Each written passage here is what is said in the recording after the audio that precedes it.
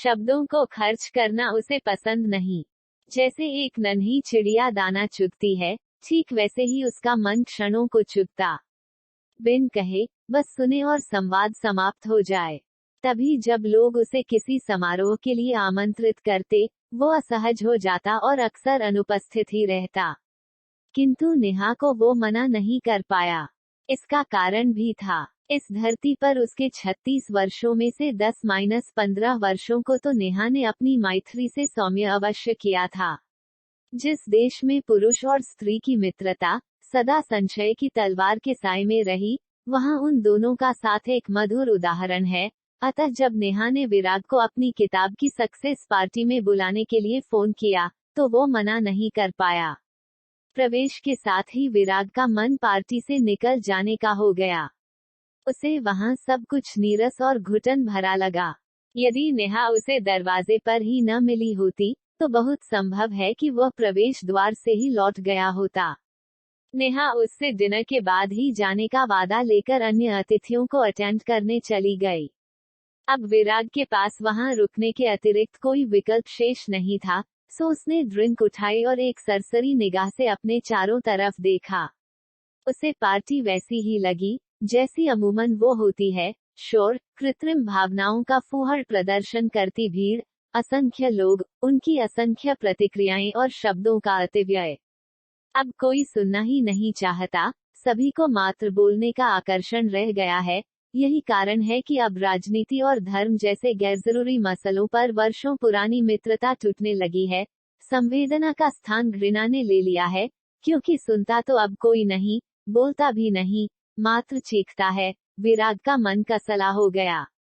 उसे भय हुआ कि कहीं इस भीड़ से उठकर कोई उससे बात करने न आ जाए, सो किसी अप्रिय घटना से स्वयं की रक्षा हेतु वो अपनी ड्रिंक के साथ उस समय घर के सबसे उपेक्षित स्थान, बैकयार्ड में आ गया। यहाँ एकांत लगा, निपट अकेलापन।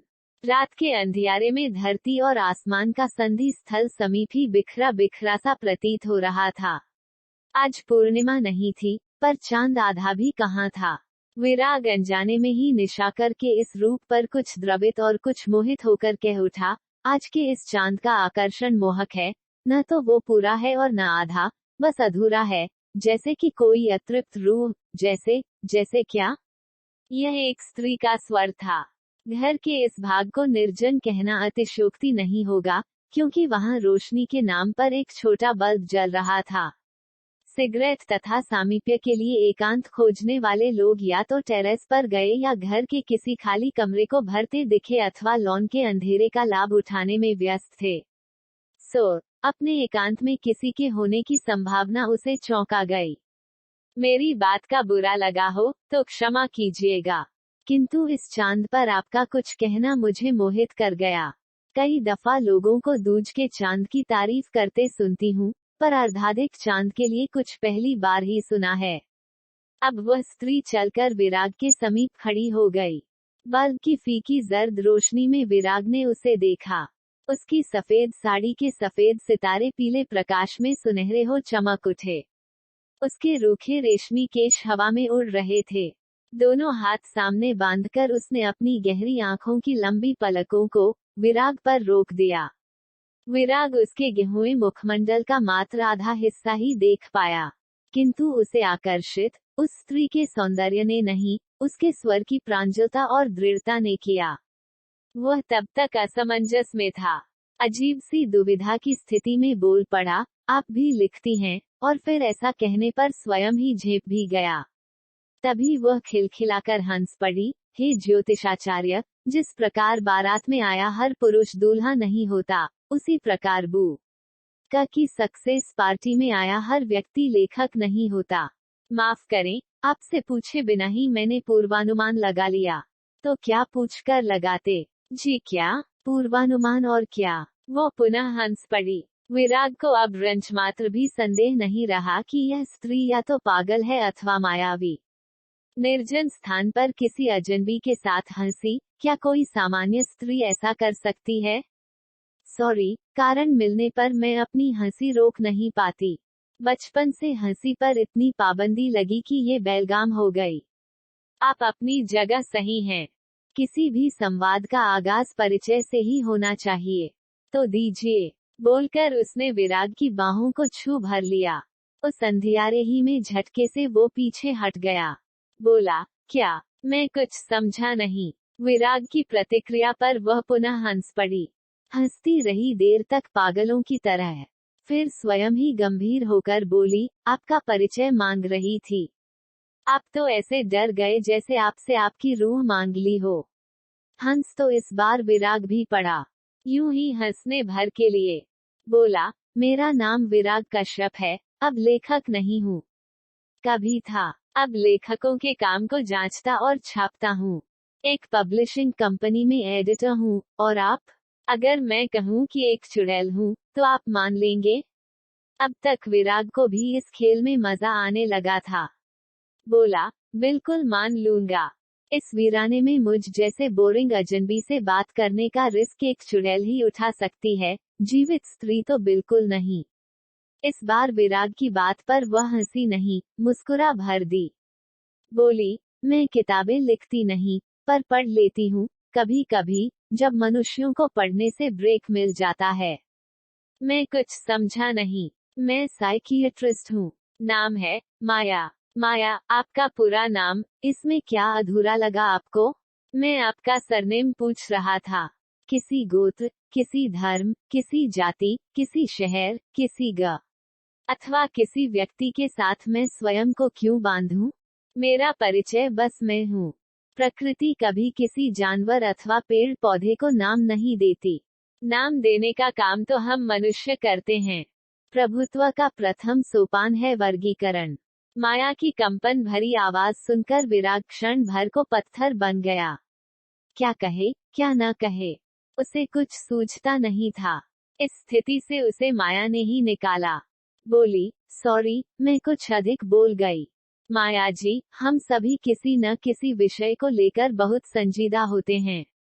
उन पर गलत टिप्पणी देखकर मन और जुबान दोनों विद्रोह कर देती है। अच्छा लगा। वो बोली, क्या? तुमने मौन होकर वह सुना, जो मैंने कहा और समझ लिया, जो मैंने नहीं कहा? सामने बिखरे बालों को झटके के साथ पीछे फेंकती हुई वो जिस प्रकार विराग से सटकर बैठ गई, वह सायास ही लगा। एक सहज और आत्मीय मुस्कान के साथ बोली, तुमने बताया नहीं। विराग भी अपनी मुस्कान छिपा न पाया, आपने पूछा ही नहीं। अभी विराग की बात समाप्त हुई थी कि माया अपना चेहरा विराग के बिल्कुल करीब लाकर बोली, अर्धाधिक चांद जैसे क्या? विराग उसकी गरम गरम सांसों का स्पंदन साफ अनुभव कर पा रहा था। क्षण भर को उसकी दृष्टि माया के क्रिम्जन होंठ पर ठहर गई। उसके होंठ सचमुच बहुत सुंदर थे। अब तक की जिंदगी में इतने आकर्षक होंठ शायद ही उसने किसी स्त्री का देखा हो। अपनी बात कह वह तो पीछे हट गई, लेकिन विराग ठहर गया। उसी अचल अवस्था में बोला, जैसे क्रिम्जन आकाश में खिला भूरा बनफूल। वह जोर से हंस पड़ी। सुगंधित हवा का तेज झोंका सा आया। उसके स्फटिक दांत इस समय बहुत चमक रहे थे। बोली, मैं भी कहाँ एक संपादक से उलझ रही हूँ, जो अपने शब्दों से लेखकों को बांध लेता है, वो मुझे कहाँ छोड़ेगा। विराग हंसा, जी नहीं, इसका श्रेय मुझे नहीं, आपकी सम्मोहन विद्या को जाता है, कहीं तंत्र विद्या तो नहीं? प्रश्नवाचक चिन्ह। जानती आप, जिस प्रकार मेरे चेहरे और अंगों को देखकर तुमने तंत्र विद्या में मेरी रुचि को पढ़ लिया, मालूम होता है, तुम सामुद्रिक शास्त्र के विद्यार्थी रहे हो। अब ज्योतिष शास्त्र में शरीर का अध्ययन कर व्यक्तित्व और भाग्य तो मात्र इसी विद्या के द्वारा बताया जा सकता है। विराग ने देखा, माया के होंठों पर आती हंसी बड़ी मुश्किल से रुकी है। बोला, अध्यात्म में आपकी विशेष रुचि है, दर्शन शास्त्र में रुचि है और इसी कारण अध्यात्म को भी पढ़ा, समझा और मनन किया। फिर तो अब आप ही कहें। क्या? इस पर विराग बिना किसी झिझक माया के कानों के पास जाकर धीरे से बोला, अर्धाधिक चांद जैसे क्या? वह अभी कह ही रहा था कि माया, जो अब तक सामने देख रही थी, ने अनायास ही अपना मुंह विराग की दिशा में घुमा लिया। यदि विराग की प्रतिवर्ती क्रिया ने सजगता नहीं दिखाई होती, तो माया के होंठ उसके होंठों को छू लेते। विराग के पीछे हटते ही वह ठहाका लगाकर हंसी। आप तो परेशान हो गए एडिटर साहब। जब तैरना नहीं आता तब नदी की गहराई में नहीं उतरना चाहिए। साहिल पर खड़े होकर नदी के प्रवाह की प्रतीक्षा करो कि वो आए और तुम्हें सराबोर कर दे। सकुचाया हुआ सा विराग बैठ गया था चुपचाप। वहां से उठने की सोच ही रहा था कि वो बोली, तुम बुरा तो नहीं मान गए? विराग, ऐसी ही हूँ मैं। क्षणों में जीती हूँ और इस क्षण का सत्य है कि तुम्हारे शब्द मुझे मेरे लगे, इसलिए तुम मुझे अच्छे लगे। अच्छे नहीं लगते तो तुम्हारी दिशा में देखती भी नहीं। प्रत्युत्तर में विराग चुप रहा। माया ने उसकी ओर देखा तो निगाहें टकरा पड़ी थीं। फिर बड़े अधिकार से माया ने विराग का हाथ अपने हाथ में ले लिया, जैसे उनके मध्य कोई मौन संवाद हुआ और दोनों चुपचाप चलकर बोगनवेलिया के पेड़ के पास जाकर खड़े हो गए। 11:15 बज रहे थे अब। माया अपनी अधमुंदी पलकों से आसमान की ओर देखती पता नहीं किस स्वप्न में खोई थी। किंतु विराग उस पूरे समय माया को देखता रहा। लगा जैसे कि वही अर्धाधिक चांद अपना धवल चोला उतार सांवला रूप धर के सामने खड़ा हो गया है। थोड़ी देर बाद जब माया ने अपनी आंखें विराग की दिशा में घुमाई तो उसे अपनी ओर देखता पाया। बोली, पूनम और अर्धचंद्र के मोह में पड़े इस संसार को अर्धाधिक चांद का सौंदर्य नहीं मोह पाता। यूं भी इस संसार को सब कुछ सफेद अथवा श्याम देखना ही तो भाता है, या तो सब कंप्लीट हो अथवा हाफ कंप्लीट हो, कुछ भी इनकम्प्लीट नहीं भाता। फिर हम जैसे इनकम्प्लीट लोगों को कैसे पसंद कर पाएगा ये समाज? मेरा हाथ छोड़ो। खोए खोए से स्वर में बुदबुदाते हुए विराग ने कहा। तो माया ने अपनी हथेली में बंद उसके हाथ को एक बार देखा और छोड़ दिया। उसके हाथ छोड़ते ही विराग को अपना हाथ ही पराया सा लगा। एक अजीब सी सिहरन हुई शरीर में। सोचा, मैं इस कैद में रहना चाहता हूँ, ऐसे ही रखे रहो, मुझे अपनी ओर देखने दो ना। लेकिन बोला, मैं यहाँ नहीं आना चाहता था। यहाँ क्या? मैं ऐसी किसी जगह पर नहीं जाना चाहता जहाँ लोग नहीं मुखौटे घूमते हैं। जानती हो। तुम तो ऐसे कह रही हो जैसे मुझे वर्षों से जानती हो। विराग अनजाने में ही माया को तुम कहकर संबोधित कर गया। जब तक वो उसे सुधार पाता अथवा क्षमा प्रार्थी होता, माया ने जवाब दे दिया। किसी को जानने के लिए कितना वर्ष बहुत होता है? क्या होती है वह समय सीमा जिसके बाद हम कह सकते हैं कि हमने उस मनुष्य को पूरी तरह जान लिया?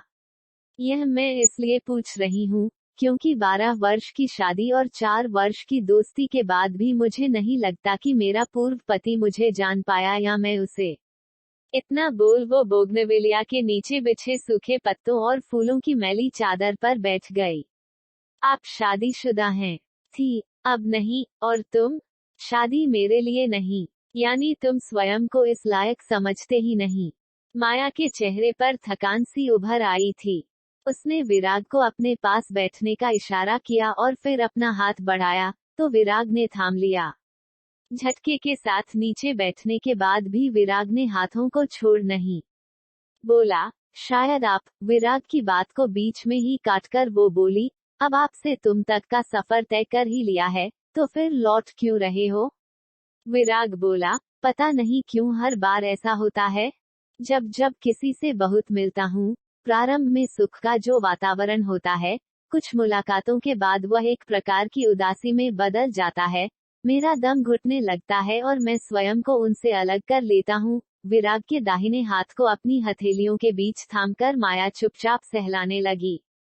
बोली, विराग, तुमने अपने पंख बांध रखे हैं। तुम उड़ना तो चाहते हो, पर पंख खोलने से डरते हो। घायल होने का भय इतना अधिक है कि उड़ान के रोमांच से तुमने स्वयं को दूर कर लिया है।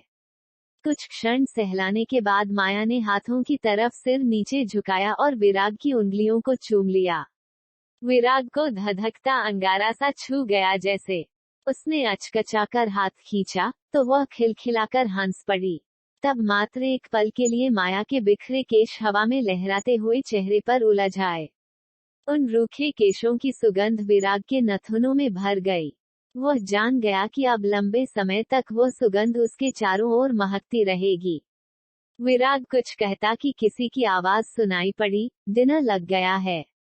दोनों साथ ही निकले, पर विराग के मन में उसके साथ दिखने की समस्या आ गई। माया की पारखी निगाहों ने उसके मनोभावों को ताड़ लिया। तुम बहुत परेशान लग रहे हो।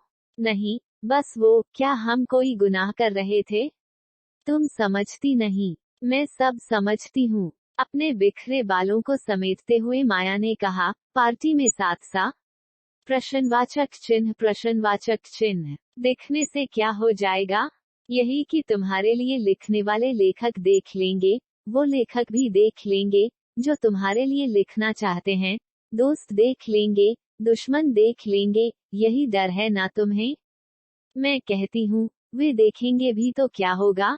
भय वहाँ होता है जहाँ स्वयं पर विश्वास नहीं होता, या फिर वहाँ जहाँ दूसरों की दृष्टि में स्वयं को सही, सफल और श्रेष्ठ साबित करना लक्ष्य होता है। कहीं तुम, कहते कहते उसकी आंखें विराग की आंखों से मिली और वह चुप हो गई। बोली, तुम जाओ, मैं बाद में आऊंगी। उसने जैसे अंतिम निर्णय ले लिया था। नहीं नहीं, मैंने तो ऐसा कुछ नहीं कहा, विराग ने तड़प कर कहा। तो वह पलटी और बिना कुछ कहे आगे बढ़ गई, पर अधिक आगे न जा सकी, क्योंकि विराग तेजी से चलकर उसके सामने खड़ा हो गया। ऐसा विराग ने क्यों किया, इसका उत्तर स्वयं उसके पास भी नहीं था। शायद जीवन में पहली बार उसके मन ने मस्तिष्क पर विजय पाई।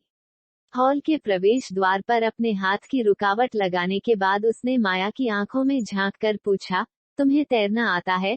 वो इस अप्रत्याशित प्रश्न पर चौंककर बोली, हाँ, आता तो है। फिर ठीक है। क्या ठीक है? अगर मैं सांवले चांद की अर्धाधिक आंखों में डूब गया, तो मुझे बचा तो लोगी? नहीं, डूबने दोगी? हाँ, वह हंसने लगी थी जोर से। सच?